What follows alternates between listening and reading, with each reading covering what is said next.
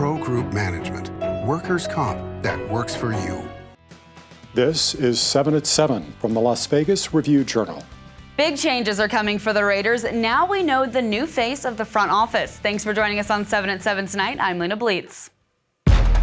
Starting with Vegas Nation, brought to you by Station Casinos, STN Sports. Download the app today. The Raiders are hiring John Spytek as their new general manager, the team announced today. Sports reporter Heidi Fang tells us more about the hire and his ties to Tom Brady. Thanks, Lena. The Raiders' newest hire, John Spytek, does have deep ties with Tom Brady, dating back to their playing days for Michigan. Spytek has also been a part of the Tampa Bay Buccaneers organization since 2016. That's where Tom Brady won Super Bowl 55 in 2020. Spytek has been Tampa's assistant general manager since 2022. He replaces Tom Telesco, who was fired following his first full season with the Raiders, which ended with a 4-13 record. What's next? The Raiders need to look to who will be their next head coach. As of right now, Pete Carroll, the former Seahawks head coach, tops the list. In your top stories, union workers at Virgin Hotels Las Vegas approve a new contract ending one of Las Vegas' longest labor disputes in more than a decade. Culinary Local 226 and Bartenders Local 165 agreed to terms with the off-strip casino hotel, the two sides announced today. The Culinary Union said in a social media post that a 5-year contract was ratified, quote, by a vote of 100%. Workers at Virgin Hotels began striking on November 15th. President Donald Trump campaigned on launching the largest deportation in American history, but that would likely require the help of state and local officials. Governor Joe Lombardo signed a letter committing to Trump's immigration plans, but he told reporters last week that the resources will take, quote, an exorbitant amount of time to deal with. Attorney General Aaron Ford said federal officials may lawfully carry out its plans, but not on Nevada's dime and not while violating people's rights. And the Metropolitan Police Department's current policy states that officers will not place an immigration hold on individuals on the grounds that they are an undocumented immigrant. You can read more on this issue at lvrj.com. Nevada joins a lawsuit challenging President Donald Trump's executive order on birthright citizenship. Trump's order calls for federal agencies to not recognize the citizenship of a baby born to a parent who is not a permanent resident or U.S. citizen starting next month. Nevada Attorney General Aaron Ford signed onto the legal challenge, saying the order violated the Constitution. Ford says the order would harm Nevada directly, costing it federal funding for programs that rely on the immigration status of beneficiaries. 18 states, the District of Columbia, and the county and city of San Francisco argue that birthright citizenship is enshrined in the 14th Amendment. In weather, sponsored by Star Nursery, your garden's partner for every bloomin' thing. Temperatures are expected to stay above freezing tonight, but we are dropping down into the 30s, reaching an overnight low of 35 degrees by 6 a.m. Finishing out the week with sunny skies, highs in the upper 50s and lows in the low to mid 30s for Thursday and Friday. Then the clouds roll in on Saturday with weekend highs in the mid 50s and lows in the upper 30s. And looking at next week, starting out with a cooler Monday, high of 51 and low of 39, then the return of the sun on Tuesday. In business, brought to you by G Bank, your best banking experience ever. A Boston real estate investment giant buys 2 properties on opposite sides of the valley for more than $100 million. Records show AEW Capital Management spent about $54 million last month for the IDV Speedway warehouse near Las Vegas Motor Speedway. The building, spanning around 350,000 square feet, is currently vacant. That deal followed AEW's purchase of the Summerlin Strip Mall Vista Commons for $56 million in October. The 10-acre mall at the corner of Charleston Boulevard and Desert Foothills Drive is fully leased and anchored by an Albertsons supermarket.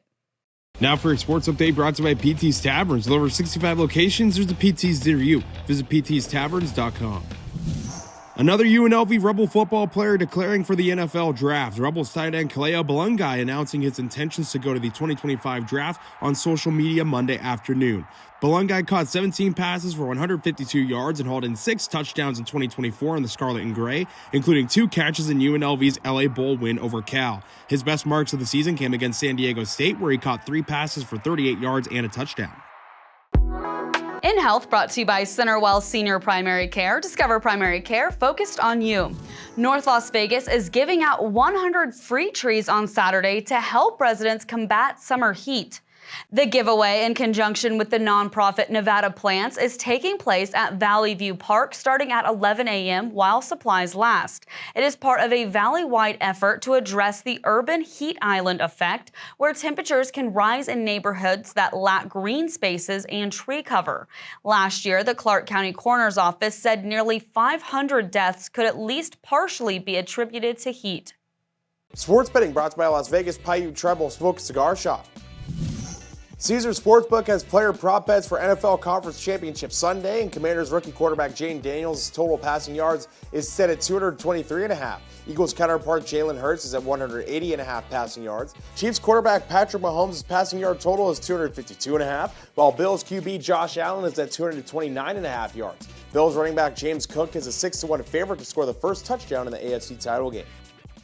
In your lifestyle news, this weekend Metro will host a cultural celebration to unite the Hispanic community. Anaya Collins gives us a first look. Today we got a demonstration of Metro's second annual community equestrian event.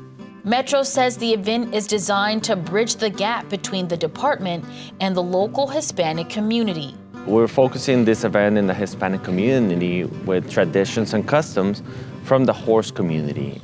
It is important to continue to not just do outreach, it's continue to build that relationship that we already have with the community. The event will include a Cabalgata horse parade, games, and a local car club showcasing classic vehicles. I mean, we come from Mexico. This is our heritage.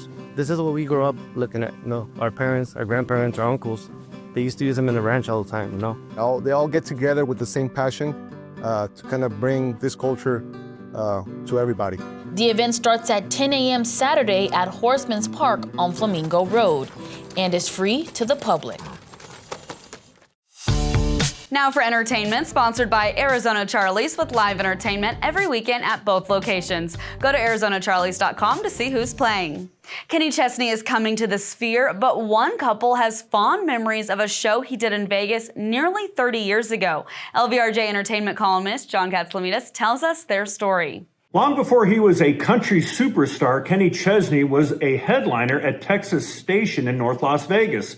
Chesney headlined the resort in November of 1996. At that time, a man named Dane Mattoon, who was a rookie cop on the Henderson Police Force, wanted to propose to his girlfriend, Lisa, who was an executive at Texas Station at the time. Dane convinced Chesney to take part in a proposal ceremony on the day of Chesney's show.